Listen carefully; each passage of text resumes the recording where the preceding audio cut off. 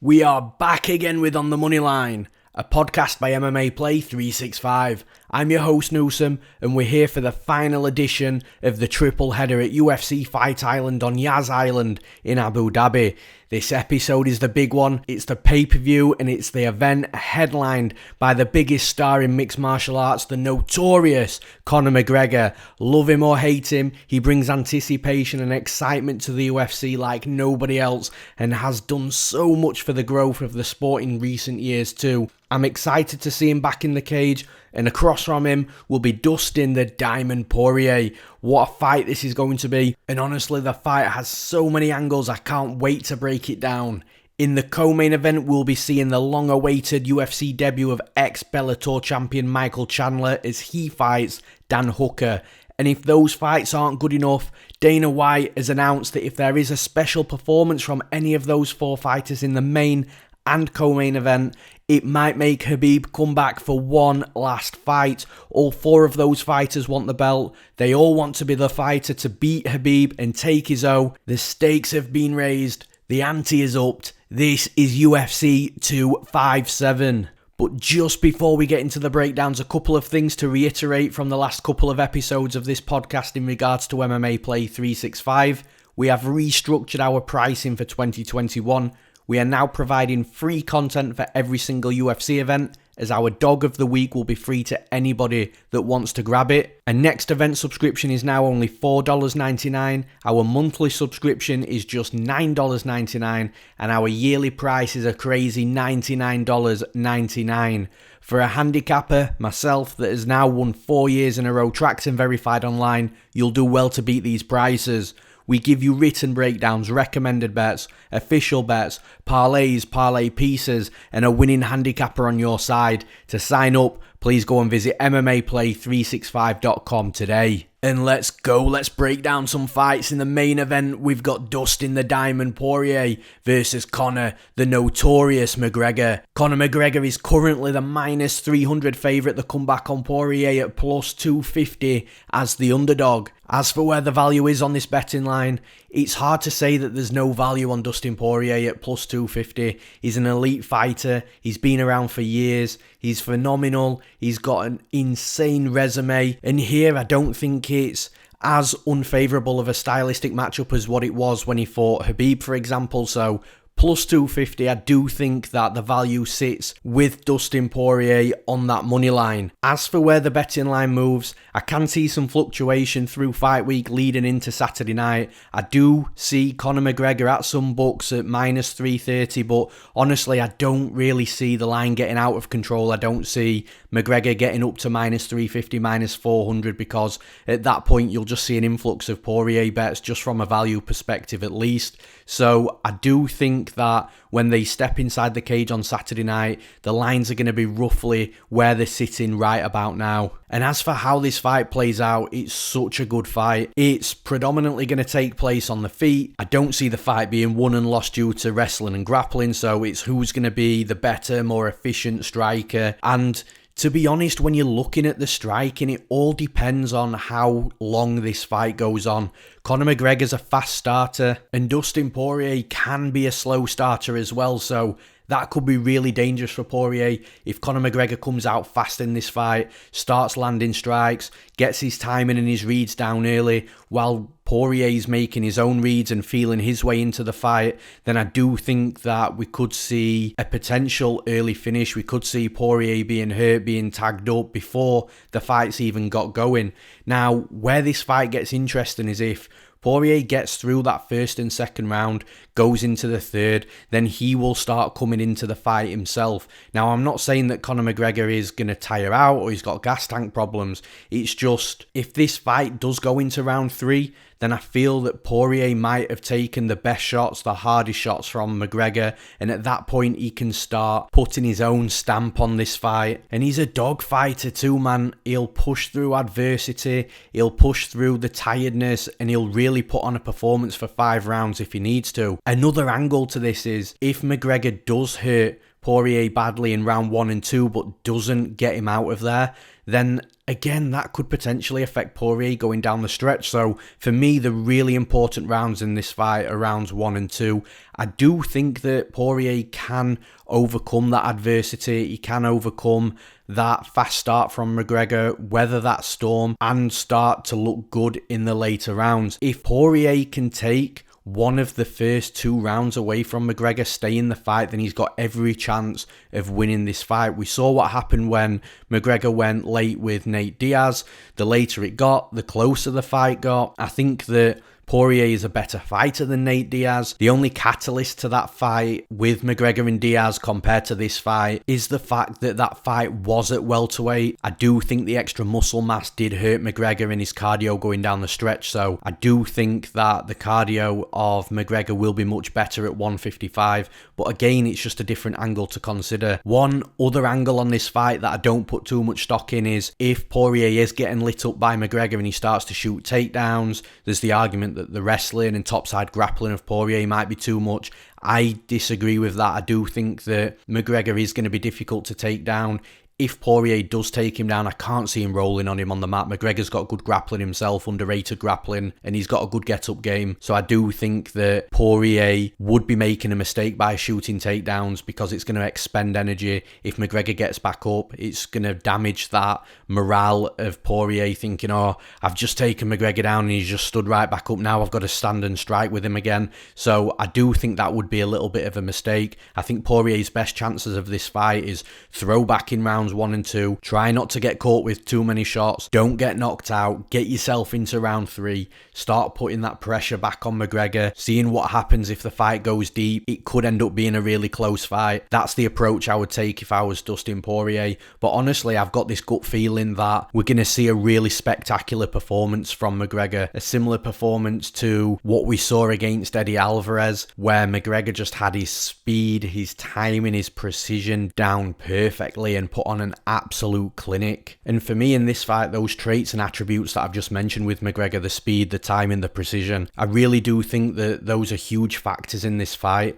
especially with the fight predominantly going to be in a striking battle, and that is what is going to cause Poirier problems in my opinion. I'm not sure he's going to be able to cope with that fast start and the strikes that are going to be coming his way, the combinations. I do think that McGregor's going to wear Poirier down in round 1. If he doesn't knock him out, that pressure, that pace will pour onto him in round 2 as well, and I just really struggle to see Poirier being able to withstand that onslaught and take all those shots that I think McGregor's going to land on him. And let's not forget, Conor McGregor hits really hard too. So if Poirier can withstand that, then he's got every chance of winning this fight. I personally think that the fast start that McGregor's going to have in this fight is going to damage Poirier early. It is going to affect him and it is going to cause him a lot of trouble. So although I still think at plus 250, there's enough value on Poirier in that spot, given what the fight will be like going deep, in my opinion, I am going to be picking the notorious Conor McGregor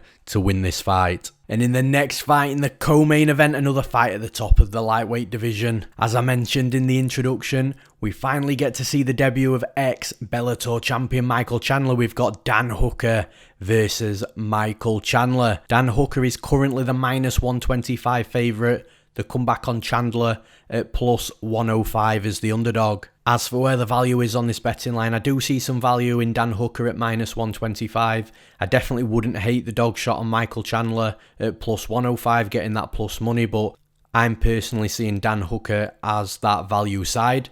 And as for where the betting lines move, there's been a lot of fluctuation with this betting line. We've seen Dan Hooker up at minus 175 during the lead up to this fight. We've seen Michael Chandler start to close in on that minus money as well. I do think that fluctuation, that trend continues leading through fight week into fight night, but ultimately when both fighters step in the cage, I think the betting lines are going to be very similar to where they're sat right about now. And as for how this fight plays out, it's a really good fight stylistically. I think both fighters are going to have some success in this fight. At this point, most of us know what Dan Hooker's about. He's a very good striker, good at range, he's tall, he fights long, he throws in combinations, he's got good volume.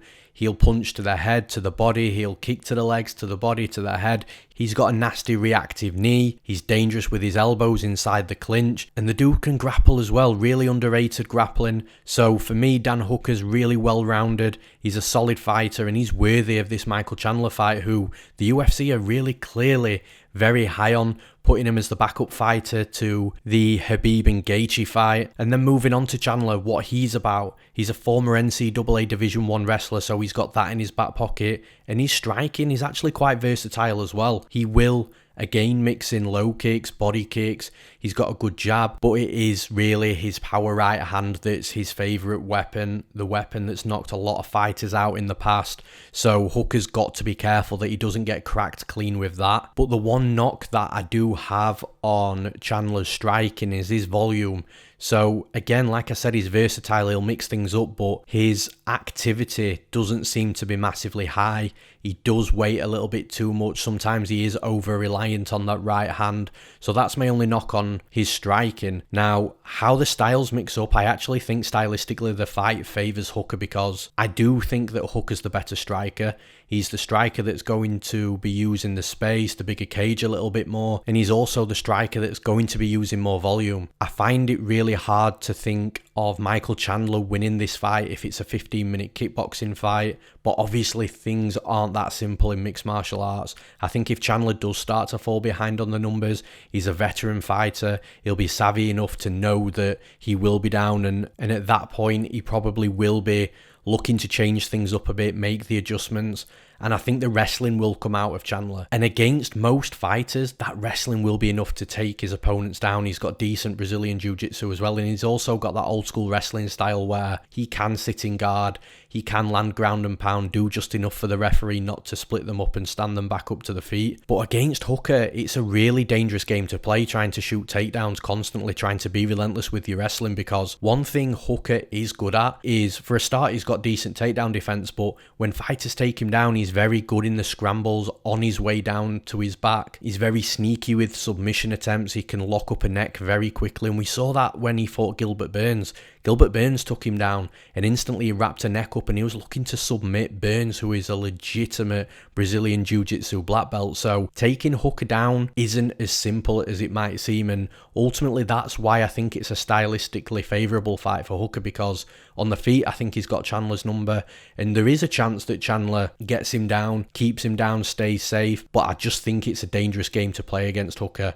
The path to victory for Chandler here is to be successful with that wrestling, keep out the way of danger and grind Hooker out if the striking isn't working, or the other path to victory is to land that big right hand and try and knock Hooker out. But Hooker's been hit a lot, he's very durable, and at some point in his career it will catch up with him. I don't think he's at that point in his fighting career where he is going to just lose that durability and become chinny or anything like that. So I do think that Hooker can take the shots that Chandler lands. Obviously, if Chandler's landing 2, 3, 4 big hard right punches, then at some point it's either going to knock Hooker out or it'll hurt Hooker enough for Chandler to be able to take over the fight and get other parts of his game going, like I've already mentioned, the wrestling. But whilst we're on the durability topic, I've also seen Chandler being knocked out. I've also seen Chandler hurt, wobbled in previous fights. Chandler is going to be smaller than Hooker as well, so Hooker's going to have that height, that reach over him. And the shorter fighters, Hooker tends to be able to find the knee a lot as well. You know, that reactive knee that I spoke about as his opponents coming in, throwing that knee out. He's not multiple opponents out with it. Ross Pearson, Jim Miller. So Chandler has got to be careful closing the distance and coming in too fast and too hard. As I've mentioned, I think the volumes with Hooker, I think the fight is predominantly going to take place on the feet, or at least be won and lost on the feet. And for those reasons, I'm picking Dan Hooker to win this fight. And in the next fight, we've got Jessica Eye versus Joanne Calderwood. Joanne Calderwood is currently the minus 120 favourite. The comeback on Eye at plus 100 as the underdog. As for where the value is on this betting line, I do think the value sits with Joanne Calderwood at minus 120. I wouldn't have been shocked to see her at minus 145 or minus 150. So at minus 120, I think that Calderwood is the value side. And as for where this betting line moves during fight week, again, I do think we're going to see some fluctuation. I do think we are going to see Calderwood go up to minus 130, minus 135. But I think this betting line will only widen so far before we start to see money coming back in on Jessica Eye. Ultimately, when both fighters step in the cage on Saturday night, I think we might see Calderwood at -125, -130, but it's going to be roughly where we're sat right about now. And as for how this fight plays out, it's a really interesting one again stylistically, because I actually think that Joanne Calderwood holds a lot of advantages in this fight, and the betting line would be much wider in my opinion if Calderwood was a little bit more defensively responsible. And what I mean by that is, when she's striking, she's aggressive, she likes to get close in, she'll throw elbows and knees, and she's got a nice jab, good combinations. But the thing is, once she's thrown, she sticks around in the pocket a little bit too long inside boxing range. She should be exiting quickly or just disengaging and moving out of the range of her opponent. And if she did this, it would just reduce the amount of counter-striking opportunities that her opponent would have.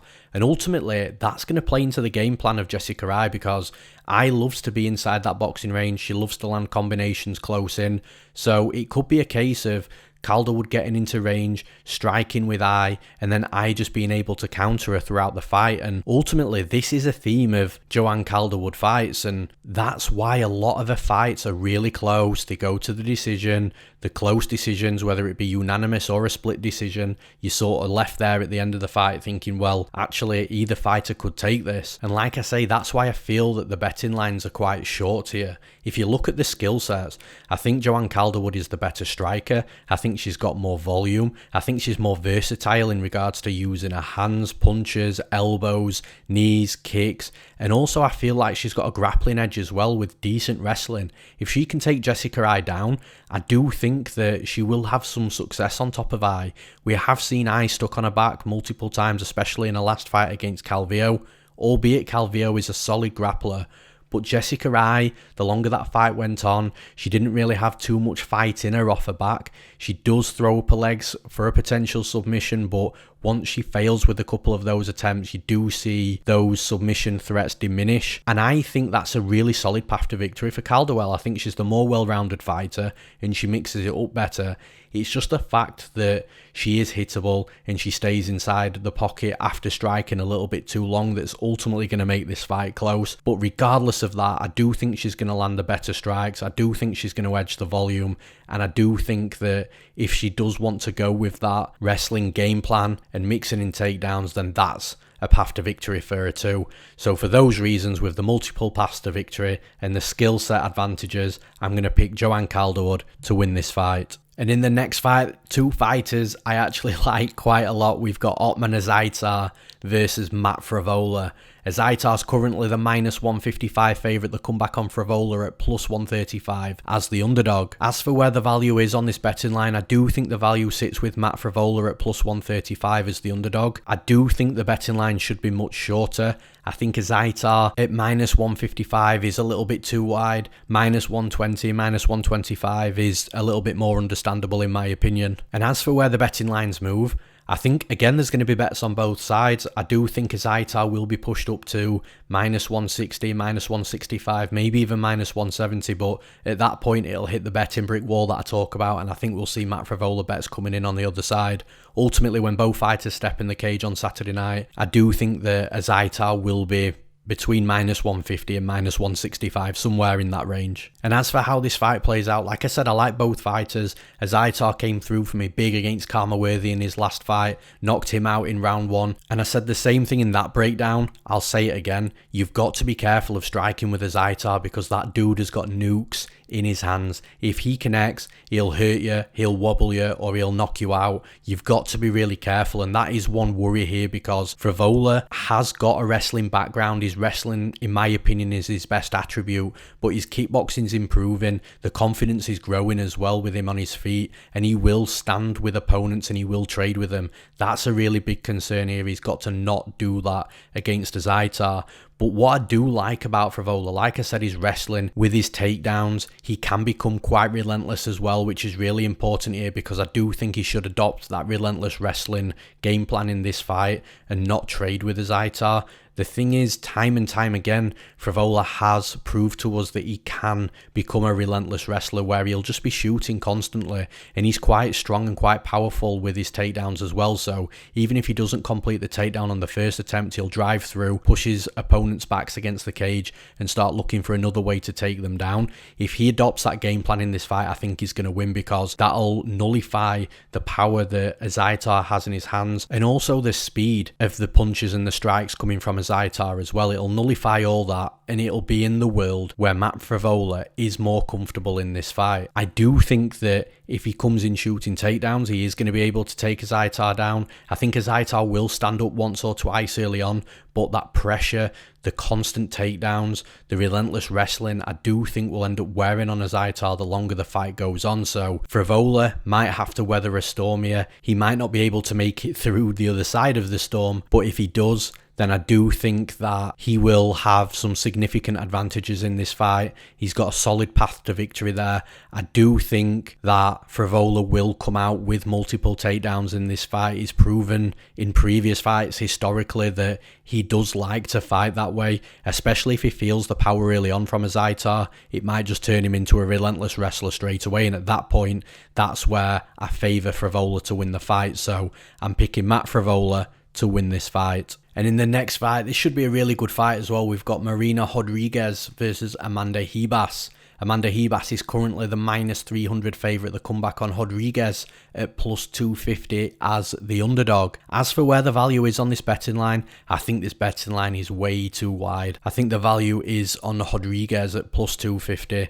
I think you could possibly make an argument with Rodriguez at plus 150, plus 160, maybe plus 170, but at plus 250, it's just way too wide. And as for where this betting line moves, honestly, I can only see one direction. I think the money is going to come in on Rodriguez. I think it is going to close this betting line up quite a lot. There's a lot of hype baked into Amanda Ribas's betting line, and ultimately I do think it's going to shorten throughout fight week. And if we see Amanda Ribas hit minus 330 or minus 350, I'd be really surprised. I'd be really shocked, because I do think the line's already way too wide. Come fight night on Saturday, I think Ribas will enter the cage minus 250, minus 260. As for how this fight plays out though, it's a really interesting fight stylistically. Marina Rodriguez has got insane striking, good Muay Thai. She loves that Muay Thai plum clinch where she can land knees and elbows. She's a really dangerous fighter on the feet. And Ribas isn't no joke on the feet either. She's got good combinations with her hands. She's got good low kicks. She puts her strikes together really well in combinations, really mixes things up.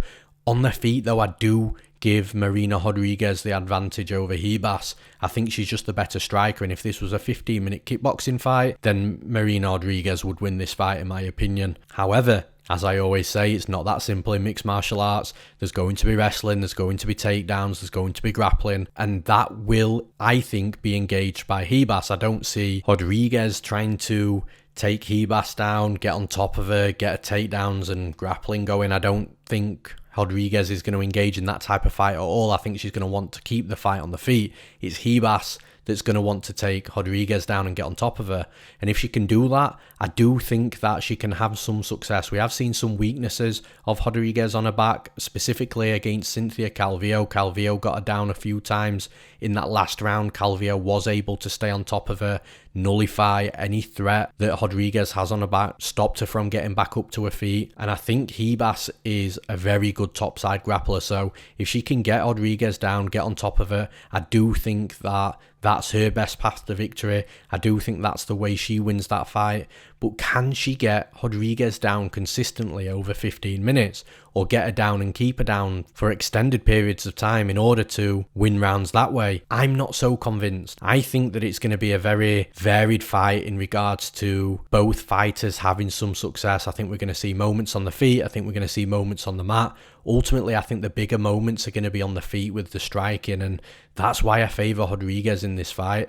I do think that Ribas will take her down, and it is going to be very dangerous on the mat for Rodriguez, because Ribas could finish that fight with ground and pound or catching Rodriguez in a submission and getting her out of there. But if she doesn't get her out of there, it's going to be a really close fight. I do think Rodriguez is going to have some nice moments on the feet, enough moments for the judges to really be impressed with what they're seeing. Ultimately, I do think that the striking is going to play more of a factor in this fight than the wrestling and grappling. That's where I edge Rodriguez, so I'm picking Marina Rodriguez to win this fight. And in the next fight, again another fight where I really like both fighters that have come through for me quite a lot from a betting perspective. We've got Arman Tsarukyan versus Nasrat Haqparast.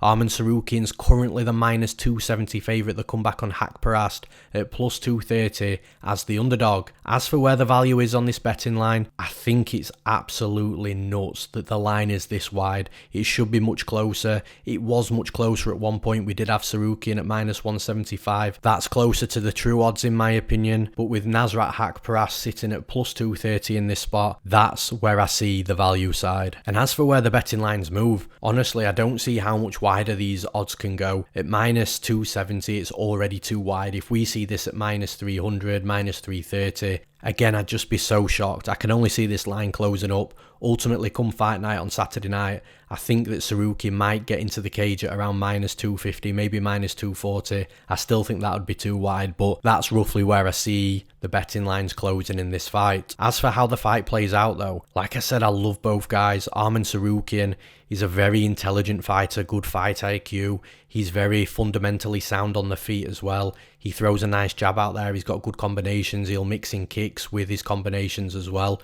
But it's his grappling, his wrestling, and his scrambling ability that really makes him a standout prospect in this division. We saw what he did against Islam Makhachev on his UFC debut in Russia. Sure, he lost that fight 30-27, but the performance that he put on, he was the first man to take Arman Tsarukyan down, and he's just a breath of fresh air when it comes to grappling. His scrambling ability also really good if he gets taken down himself. He's got the ability to reverse positions, get back on top, and he's just a nightmare to deal with when it comes to that wrestling and grappling. And ultimately, I think that's what's really baked into the line, along with him being a red-hot prospect right now. But on the feet, with Nasrat Haqparast, he's a very good striker himself. He's got power in both hands. His speed is incredible. And when he starts flowing and throwing combinations, he's an absolute nightmare to deal with. He's going to catch it. He's going to put on a good performance. He's going to rack up volume. And on the feet, it's actually going to be really sketchy for Arman Tsarukyan, because if Tsarukyan goes toe-to-toe with Haqparast, I do think that he could end up on the bad side of a decision or even get himself finished in this fight. I definitely don't think he's going to have the same type of success against Haqparast on the feet as what he did against Davy Ramos. So for me, Tsarukyan has got to try and get this fight down, and that's where I think he will go in this fight. I think if he tries to stand with Haqparast, he will realise very quickly that that's not his best or his strongest path to victory. I think he'll make the correct adjustments. I think he'll start looking to wrestle, but to wrestle he's got to close the distance. Again, that's going to be difficult, trying to get inside range safely to shoot a takedown on Haqparast. But I do think that Tsarukyan will come through in this fight. I think that the wrestling will be a factor. I think he will be able to get it going. I think if he does take Haqparast down a couple of times, Haqparast might stand back up a couple of times. But if Tsarukyan keeps a hold of him, keeps that grip there, drags him back down, eventually that is going to wear on the gas tank of Haqparast. And I don't think Haqparast has the easiest weight cut either. So that relentless wrestling and grappling and the scrambles and the rolling on the mat, I do think will have more of an impact on the result of this fight than what the striking will. That's where Tsarukyan is better in those areas. So for those reasons, I am picking Arman Tsarukyan to win this fight. And in the next fight, we've got Brad Tavares versus shoeface Antonio Carlos Jr. Brad Tavares is currently the -135 favourite. The comeback on Antonio Carlos Jr. at +115 as the underdog. As for where the value is on this betting line, I do think the value sits with Carlos Jr. as the underdog at +115. I do think that the betting line should be a little bit shorter, maybe a pick'em, maybe even Carlos Jr. the slight favourite. So I do think the value side is Antonio Carlos Jr. As for where these betting lines move through fight week, coming into Saturday night, I do think we're going to see slight fluctuation of where the betting lines are sitting now. The current trend has been the money coming in on the underdog in Carlos Jr. He was a bigger underdog not so long ago, but now the lines are where they're sitting at now, I do think that either fighter is playable. So that's why I anticipate a little bit more money coming in on Carlos Jr. and then people will hit back with bets on Brad Tavares and vice versa. So I do think we'll see a little bit of movement on either side. Ultimately, when these fighters get in the cage on Saturday night, I think that Antonio Carlos Jr. will be around plus 100, with Brad Tavares minus 120, maybe minus 125. And as for how this fight plays out, I think it's very clear that Tavares is going to want to keep the fight on the feet, striking, and Antonio Carlos Jr. is going to want to get the fight on the mat and look to get his grappling going,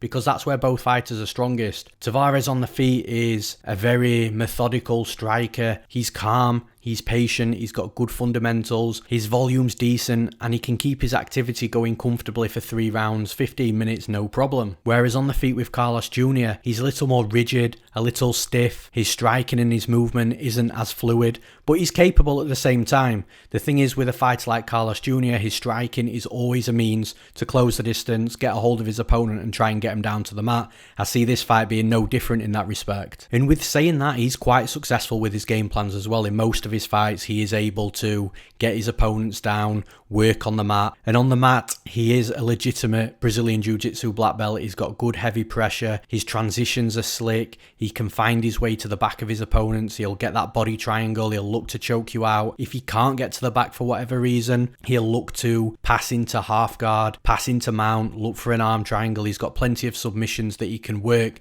and he's a nightmare to deal with down on the mat as well. So really what this fight comes down to is which fighter can implement their game plan more effectively.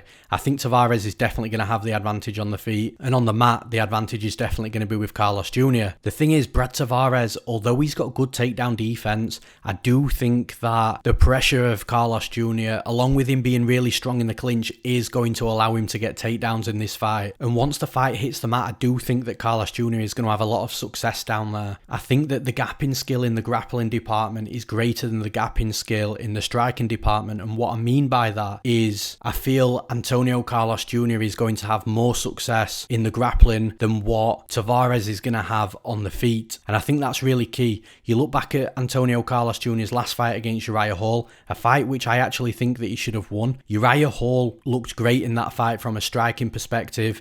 He was landing on Carlos Jr., but it didn't discourage Carlos Jr. Even though he was hurt and busted up, he was still coming forward, trying to implement his own game plan. And I actually think Uriah Hall is a much better striker, a much more explosive, a much more diverse striker than Brad Tavares. So if Antonio Carlos Jr. can deal with the striking of Hall and still be able to be successful, get the takedowns, get the body lock and work on the mat, then I think he's going to be able to do that in this fight as well. I do think Tavares is going to have some success on the feet, and for whatever reason, if Antonio Carlos Jr. just fails to take Tavares down, if Tavares has really hammered that defense during his fight camp, then it's going to be Tavares' fight to lose, and I think Tavares will piece Antonio Carlos Jr. up for 15 minutes in that sort of scenario. But like I say, it's going to be a little more complex than that. I do think Antonio Carlos Jr. is going to be able to close the distance. I think he is going to be able to get a body lock. I think he is going to be able to bully and drag Tavares down to the mat, and that's where he's going to have some success. He might only need one takedown per round for as long as it goes on to be able to either finish Tavares on the mat or just secure the round with the control time. And I think that's the path to victory that's more likely to prevail in this fight, in this spot. So for that reason, I'm picking Antonio Carlos Jr.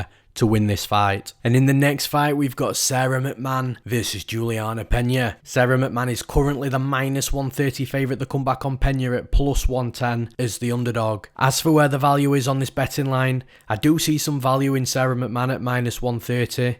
But the style of Julianna Pena is really keeping this line from being much wider. But at minus 130, I do feel that Sara McMann is that value side. And as for where this betting line moves throughout fight week, this is one of those betting lines where I feel there's going to be action on either side throughout the week leading into Saturday night, and that's what the current trend's like. Sara McMann will have bets on her, pushing her up to minus 135, minus 140, but then within literally a few hours, the money will come back in on Julianna Pena. It'll pull McMann back down to minus 130, minus 125, so there's a lot of action on either side. I anticipate that continuing throughout the week, but I do think a day or two before before the fight, we are going to see some Julianna Pena money coming in, and I think Sara McMann's going to get into the cage -120, -125, with Pena being around +100, +105. As for how this fight plays out, it's going to be a really interesting one because both fighters will want the fight on the mat. Sara McMann is a standout wrestler, a former silver medalist in the Olympic Games, so you can understand and imagine the caliber of wrestling she's got in her back pocket. She's got really good entries on her takedowns, whether it be a single leg, a double leg. If she doesn't get those traditional style wrestling takedowns, then she has got good trips. She's just got ways to get fights to the mat, and she's really strong and physical as well, which definitely helps in that respect. When she's in top control, she can remain safe. She's got good Brazilian Jiu-Jitsu, and actually Brazilian Jiu-Jitsu is something that she loves the most about mixed martial arts. That's her favourite aspect, and she's said in interviews before that her goal is to submit opponents. That's just how she likes to finish fights, so that's where she wants to fight. But listen, that's where Julianna Pena's good as well. Really, really good Brazilian Jiu-Jitsu. Her wrestling isn't as good as Sara McMann's. It does require more effort from Pena to get her fights down to the mat, but she's capable and she can get fights down, and she has done throughout her career. So this fight's really interesting because both fighters want the fight on the mat. One fighter's the better wrestler, the other fighter's the better grappler. So it's going to be really interesting. Ultimately, I think it's going to depend on who gets on top. So if it's Sara McMann on top of Julianna Pena, then I think it's going to be Sara McMann winning that round, or winning minutes of that round at least. If it's Pena on top of McMann, then that's going to be Pena winning minutes of the rounds, potentially that round that she's on top as well. What Sara McMann's got to be really careful of in this fight is that she's not the fighter on bottom, because if she's on bottom, I think that Julianna Pena's top game is going to cause her more problems than what McMann's top game will cause Pena. And I mean that in regards to a finish. If Pena's on top of McMann, then I think there's a high likelihood that Pena might be able to finish McMann. McMann looks a little more uncomfortable on her back. She's not as active off her back. Her strengths are definitely more top side grappling than bottom side, and that's natural with a base being a wrestler. You know, a lot of wrestlers are like that in regards to just preferring to be on top and being more dominant on top. But staying on the topic of wrestling, the wrestling's really important in this fight, because for McMann to be on bottom, she's got to be taken down. Pena's got to engage in the wrestling, in the takedowns, and put McMann on her back. And that's where I feel that Pena's going to come unstuck here, because once those wrestling situations are taking place, I just feel McMann's much stronger there, not only from a skill set perspective but physically as well. And one fighter is going to have to put the pressure on and create those engagements, and I just see that fighter being McMann. I think Pena in this fight is in a little bit of a different scenario, because normally she is the fighter that wants to get the fight to the mat. She is the fighter that wants to start shooting in for takedowns, but in my opinion, she's the slightly better striker in this fight. So her path to victory here, in my opinion, is to keep the fight on the feet and piece McMann up, get the better of her on the striking, with her punches, with her kicks, mixing it together, and ultimately racking up volume. But that's not normally a path to victory. Her normal path to victory is to get the fight on the mat. So I'm not sure what Pena's going to do in this situation. If she stands and strikes, then that's going to give McMann opportunities to push the pressure, close the distance, shoot in for takedowns, get the fight to the mat, and Pena will be working defensively because she knows that she needs to keep the fight vertical. Or if Pena is just going to have that game plan in the hope that she can take McMann down and work topside, then she's going to have to engage in wrestling scenarios, and I feel that favours McMann. So with either game plan, I think McMann's going to have stylistic advantages here, and ultimately I feel that this fight is going to be won and lost with whoever's on top for the longest period of time over the 3 rounds, should it go to a decision if there's not a finish. I do think Pena is definitely the more likely fighter to find a finish, but if it does go 3 rounds, I do think that McMann will have scored more top control time than Pena, just because she's the stronger wrestler and she's going to be heavier on top, stronger top side. So for those reasons, I'm picking Sara McMann to win this fight. And in the next fight, we've got Khalil Rountree versus Marcin Prachnio. Khalil Rountree is currently the -330 favourite. The comeback on Prachnio at +270 as the underdog. As for where the value is on this betting line, I'm not too sure there's too much value, if I'm being honest. I completely understand why Khalil Rountree is -330. You know, Prachnio 0-3 in the UFC, lost all of those 3 fights by first round knockout. It's not a real good look, if I'm being honest. So I understand the betting line, but at minus 330, it is probably very fair where it is now. As for where the betting line moves, there has been a little bit of money coming in on Prachnio, not a lot, but I don't anticipate there being too much action on this fight between now and Saturday night. So I think both fighters are going to step into the cage roughly where they're at right about now in regards to the betting lines. As for how this fight plays out though, both fighters are predominantly strikers, so I anticipate this fight staying on the feet. Khalil Rountree's got big power in his hands. When he does land, he will put his opponents out. Prachnio on the other side, he's a wild man. He'll come forward, he'll have his hands down, he's quite hittable. So you can roughly see where I'm going here. I do think it's a bad stylistic fight for Prachnio just because of how accurate and how hard Khalil hits, and I do feel that Prachnio's got some bad tendencies in regards to his striking defense. And on the flip side, it's a good fight for Khalil because he's coming into this fight, he's not got to worry about any wrestling, he's not got to worry about being taken down. If Prachnio does shoot a takedown, it might catch Khalil by surprise the first time and he might get taken down, but it won't happen a second time. I think Khalil would get back up to his feet. I think he'd be more aware of that takedown and just go to work on the feet. Ultimately, I don't think it's going to take too many clean shots to knock Prachnio out. He is quite hittable. He has got bad defensive tendencies in his striking. I think Khalil's going to find the target and I think Khalil's going to knock him out. So my pick is Khalil Rountree to win this fight. And in the next fight, we've got Andrew Sanchez versus Makhmud Muradov. Muradov is currently the minus 140 favourite to come back on Sanchez at plus 120 as the underdog.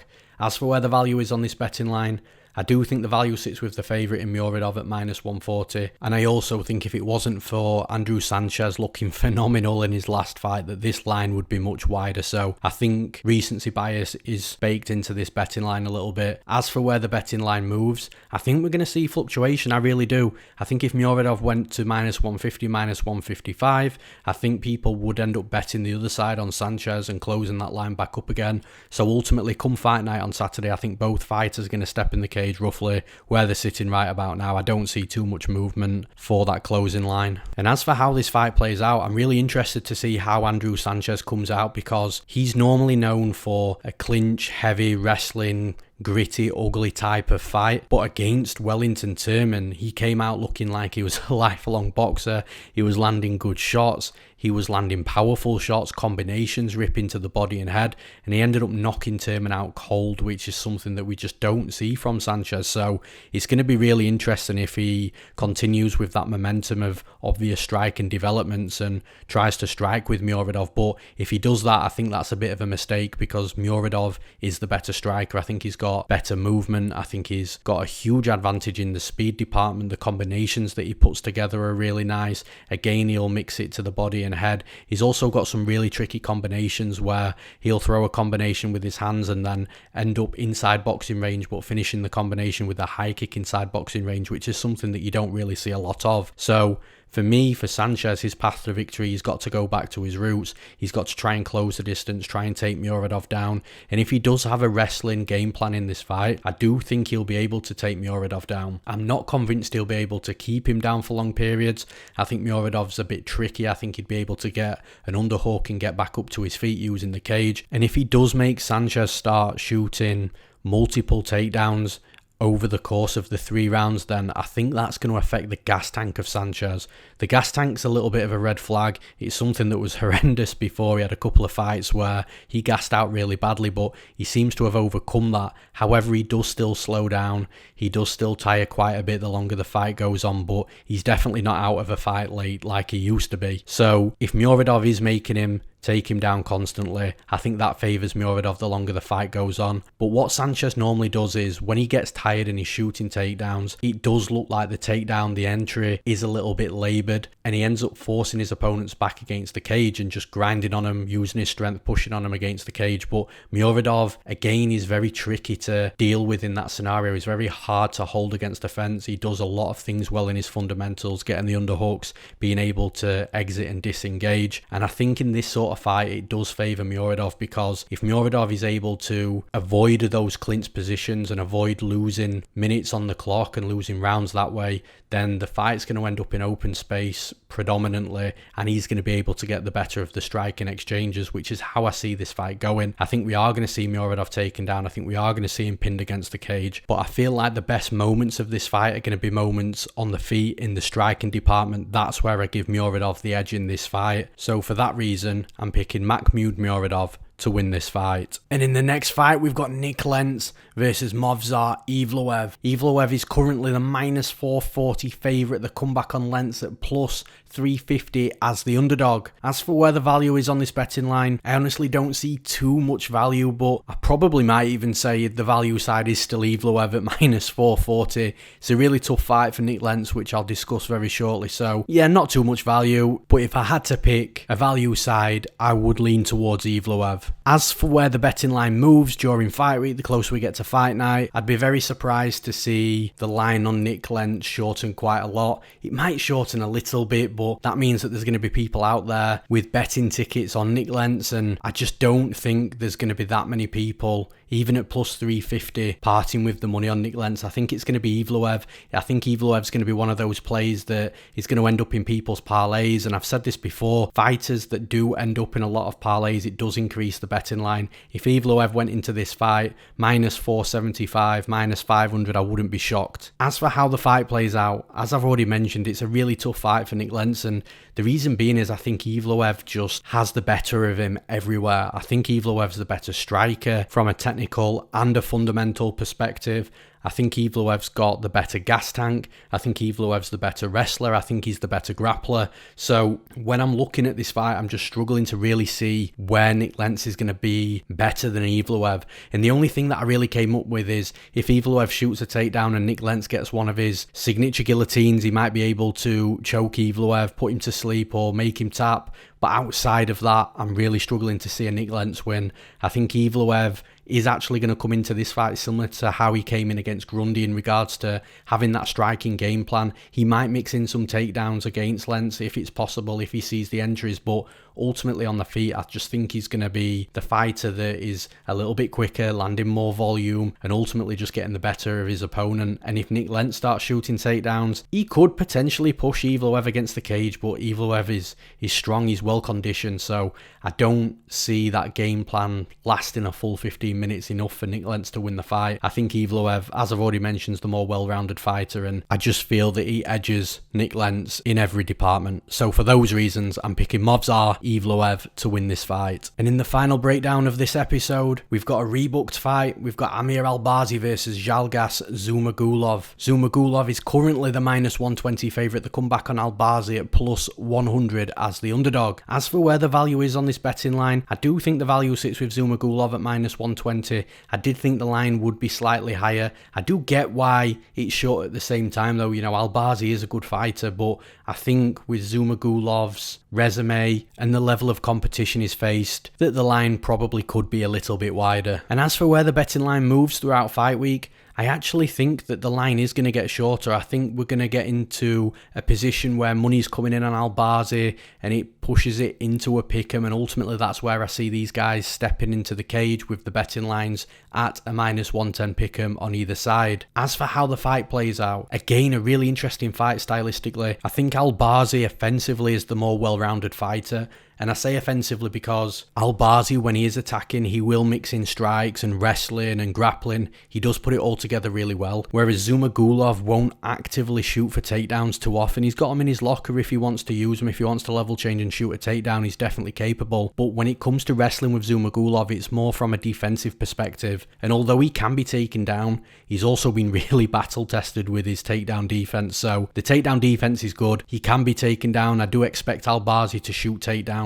I think he might complete one or two, but I don't think he's going to keep Zhumagulov down for too long. I don't think the fight's going to be won and lost in regards to the wrestling and the grappling department. I just don't see the wrestling having that much of an impact on this fight. I think it will definitely be there, but I think the biggest impact will be in the striking department, and that's where I favour Zhumagulov. Again, Albazi is, like I've already said, well-rounded. He can strike, he puts combinations together, he throws with power, but he can also be beaten on the feet beat by a more polished striker. We saw that with Jose Shorty Torres, who had a great performance against him. You know, Albazi didn't really end up getting into that fight just because Torres was that much better on the feet, and I think the same thing with Zumagulov. Zumagulov is a very polished striker. We saw that in the Howley and Paiva fight. Zumagulov had a bad first round, but he came back into the fight, low kicks, putting combinations together, and being just an awkward fighter to deal with. And I think Albazi is going to have some troubles in this fight, specifically with Zumagulov being quite tricky. And I think Zumagulov's going to end up putting combinations together well. I think he's going to rack volume up on the feet also. I do think it's going to be quite close. I don't think Zumagulov's going to run away with it. But ultimately, I just feel that Zumagulov is the more polished, clean, and fundamentally sound striker. And I also think that he's got a good fight IQ as well. I think he's going to be difficult to beat. I think Albazi will give it a good go, but I'm picking Zhalgas Zumagulov to win this fight. And that's all for this episode of On the Money Line. I hope you all enjoyed it, and once again I'd appreciate all the likes to the video and subscriptions to our MMAPlay365 YouTube channel too. Remember, you can get all the betting advice you'll ever need over at MMAPlay365.com. We cater for long-term gamblers that like to build their own bets and strategies, gamblers that just want to follow exactly what I bet on, and as a long-term winning gambler over the last 4 years, that will likely come good for you. And we also cater for you fun gamblers that like the long shot fun parlays or ACCAs as we call them in the UK. Even if you only want our best value underdog for the event, we have plenty of different packages and subscription options for you guys to choose from, and they're all at very affordable prices too. Just hop on to MMAPlay365.com and see what's best for you. Thank you all for listening, and we'll see you at the next event.